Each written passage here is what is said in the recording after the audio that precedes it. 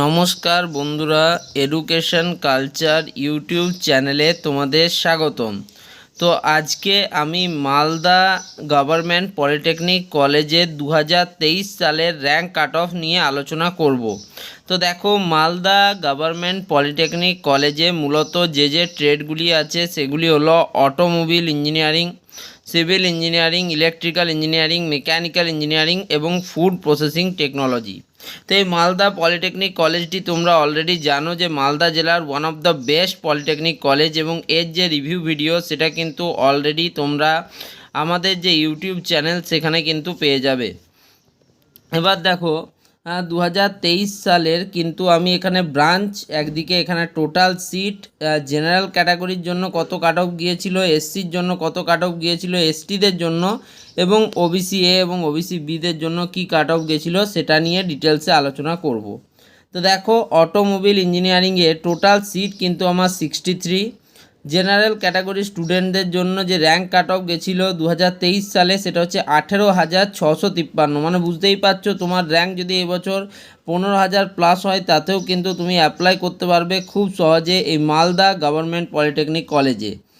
এসসিদের ক্ষেত্রে তো এটা আবার 26,894 অবধি গেছিলো। মানে এসসিতে তোমার যদি জেনারেল র্যাঙ্ক 20,000 পর্যন্ত হয় তাহলে তুমি খুব সহজেই কিন্তু অ্যাপ্লাই করতে পারছো এই মালদা গভর্নমেন্ট পলিটেকনিক কলেজে অটোমোবাইল ইঞ্জিনিয়ারিংয়ের জন্য। তোমাদের আগেই বলেছি এই যে অটোমোবাইল ইঞ্জিনিয়ারিং সেটা কিন্তু 2025-26 সাল নাগাদ ইন্ডাস্ট্রিতে কিন্তু একটা বিশাল বড় ভূমিকা নিয়ে আসবে। তোমরা ভাবতেও পারছো না যে এর গ্রোথ কীভাবে তোমরা দেখবে।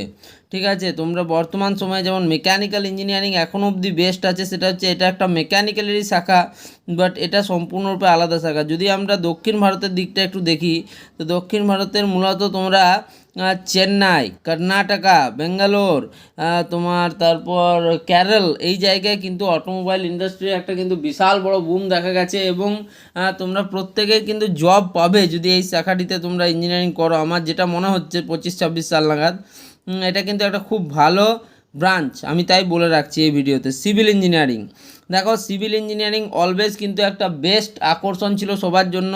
তাছাড়া এতে তুমি যদি পরবর্তীকালে বিটেক করতে পারো তাহলে কিন্তু এটা একটা বেস্ট ট্রেড। বাট বর্তমানে যদি আমি ডিপ্লোমার কথা বলি, সত্যি কথা একদম মনের কথা বলি, ডিপ্লোমাতে কিন্তু সিভিল ইঞ্জিনিয়ারিংদের ভূমিকা কিছুটা হলেও কমেছে অ্যাজ কম্পেয়ার টু। যদি জবের কথা বলি তাতেও কিন্তু সিভিল ইঞ্জিনিয়ার বর্তমানে একটু কিন্তু নিম্নগামী তাদের ট্রেন্ড, যেটা বলবো।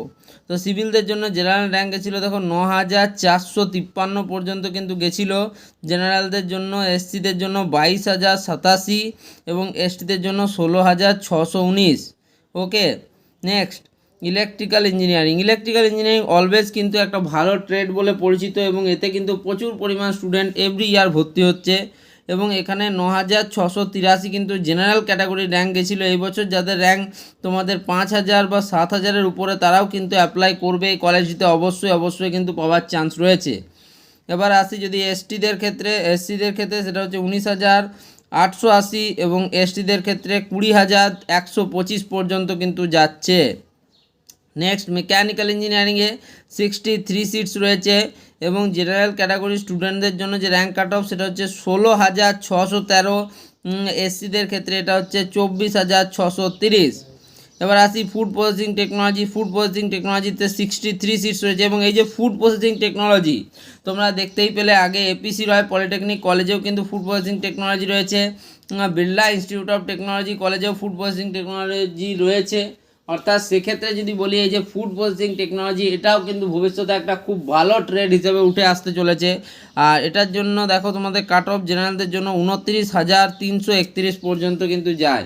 অর্থাৎ তোমরা বুঝতেই পারছো 25,000 প্লাস র্যাঙ্কেও কিন্তু তোমরা ফুড প্রসেসিং টেকনোলজির মতো একটা ভালো ট্রেড পেয়ে যাচ্ছ মালদা গভর্নমেন্ট পলিটেকনিক কলেজে।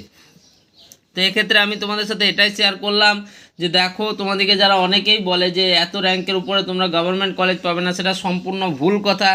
নেক্সট একটা ভিডিওতে আমি তোমাদের জানিয়ে দেবো যে কত র্যাঙ্ক পর্যন্ত হলে তুমি কিন্তু গভর্নমেন্ট কলেজে পাবে।